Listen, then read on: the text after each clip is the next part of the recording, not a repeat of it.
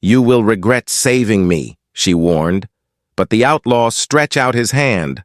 The noose creaked in the wind. Dust lifted around her boots, and the crowd murmured like vultures circling above. Her wrists were bound tight, her lips split, but her eyes still burned. "You'll regret saving me," she whispered, voice low enough that only the outlaw at the edge of the gallows heard. He stood apart from the townsfolk, hat pulled low, revolver hidden beneath his coat. He shouldn't have cared. She was branded, accused, already judged. But the warning in her voice didn't chill him. It hooked him. The rope tightened, the hangman's hand twitched, and the outlaw moved. Gunfire cracked, horses screamed. Smoke rolled over the square as the rope snapped loose. She fell hard into the outlaw's arms, coughing, fighting him even as he cut her bonds. "Damn, fool!" she spat, though her fingers clutched his sleeve like they weren't ready to let go. He pulled her through the chaos, boots striking sparks against the stones. Bullets whistled past, boards splintered. The outlaw fired back once, twice, but his focus stayed on the woman stumbling beside him. Her strength was strange, half fury, half fire. And in that fire was something dangerous. They burst into the alley, shadows swallowing them whole. "Why?" she demanded, catching her breath. "Men like you don't save women like me." The outlaw didn't answer. He only offered his hand again. She looked at it, jaw tight, remembering the rope around her neck. Somewhere beyond, riders shouted, dogs barked, the law gave chase. But here in the hush of dust and silence, the only question that mattered was whether she'd take his hand again, or leave him to regret every breath. The thunder of hooves drew closer. He didn't look back. He only said, "Because I reckon you were worth the risk." And for a moment, she almost believed him. Almost. But her warning still hung in the air, sharper than any blade. He would regret this choice. And the first taste of that regret was already pounding toward them on the open road. The storm broke just before midnight. Rain slashed down like whips, turning the dirt track into a mire of sucking mud. The outlaw urged his horse through the sheets of water, the woman clinging behind him, her breath hot and uneven against his back. By dawn, they reached a line shack, bare boards leaning into the wind, half-roofed, but dry enough to keep them alive.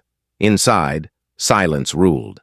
He lit a small fire from scraps of kindling, its glow throwing shadows against the warped walls. She pulled her knees to her chest, shivering but refusing the blanket he laid beside her.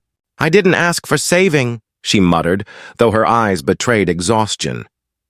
He didn't argue.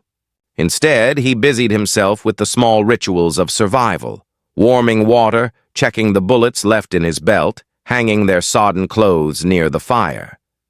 Every move was plain, measured, like he was giving her space to choose whether she wanted to speak or not. Hours crawled by. When he dozed against the wall, she studied him, his jaw rough with stubble, the scar carved across his temple, the faint twitch in his fingers, even at rest. He carried the look of a man chased too long by shadows. Yet he had cut her free when no one else dared. Why?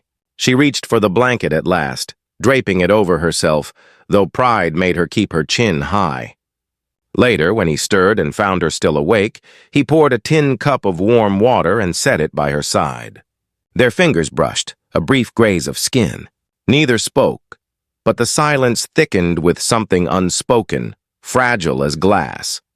At dawn, he found her watching him from the corner, eyes soft despite the steel in her words. "You're a fool, outlaw. They'll come for me. And they'll come for you now, too." He shrugged, adjusting the brim of his hat. "Let 'em ride."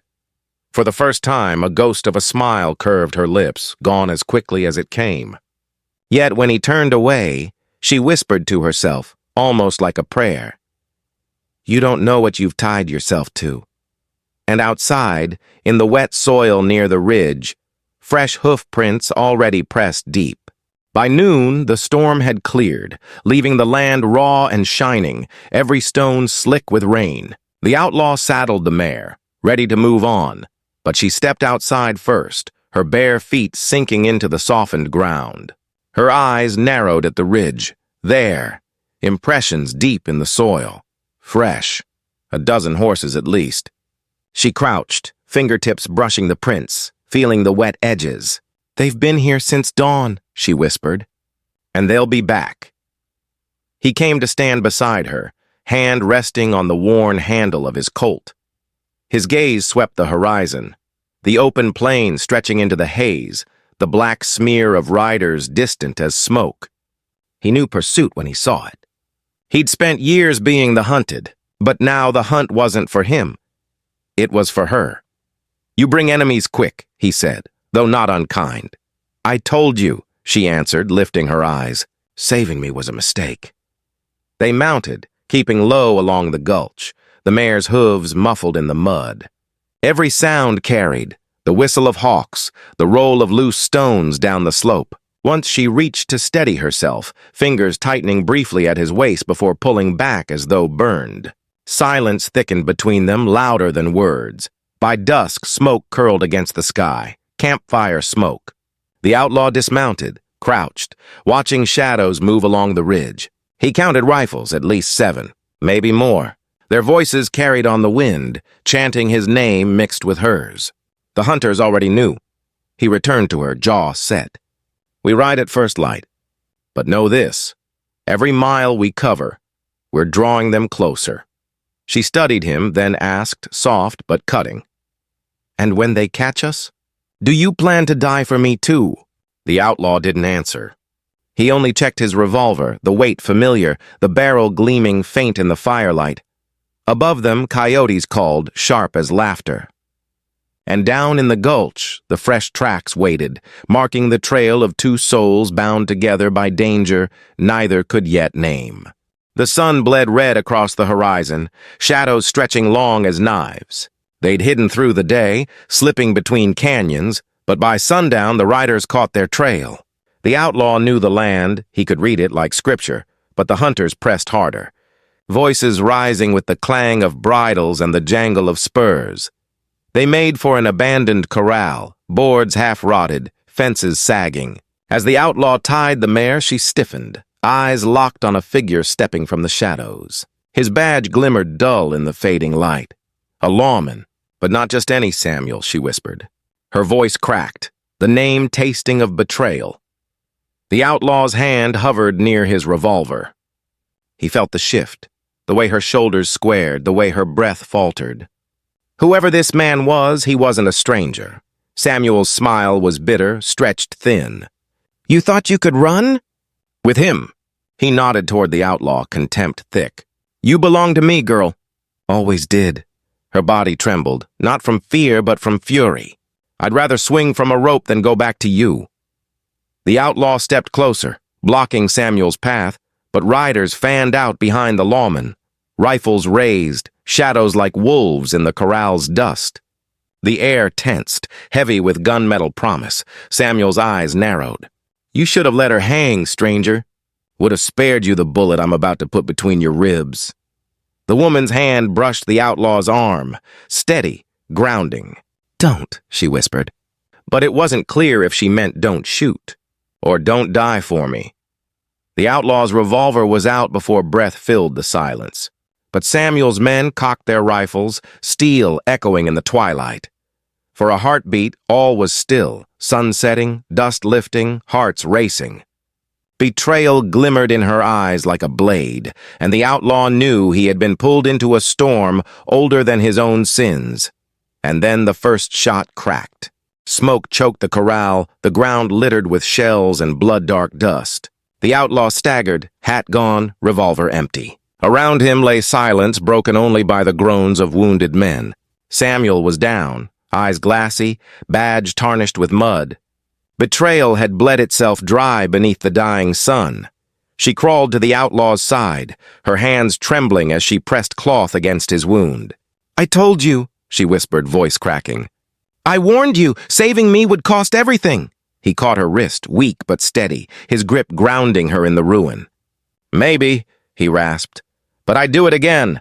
His eyes burned through the haze, a stubborn fire refusing to dim.